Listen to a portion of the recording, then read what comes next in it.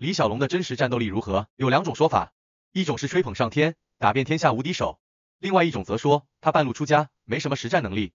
首先，李小龙是一个街斗打架的老手，然后学习了传统武术，咏春拳，打架能力暴涨。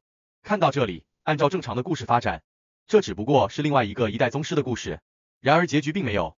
然后李小龙来到了美利坚，美利坚是世界头号强国，有着当时世界上最先进的知识，包括体育知识。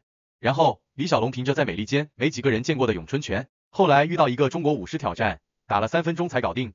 为什么说李小龙是武学先驱？他这一套放今天常见，但你要想想，那是几十年前，那时候的练武之人，大多数像虔诚的信徒一样，一遍又一遍的演练传统的套路，对经典信之不疑。当时那个年代，李小龙绝对的武学先驱。上世纪40年代初出生的人，用五指手套打拳接触实战，UPS 在90年代才出来。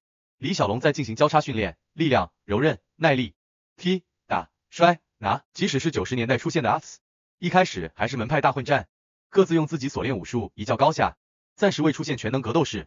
当年大部分的人，要不是会踢打不会摔拿，要不就是会摔拿不会踢打，这就很有问题了。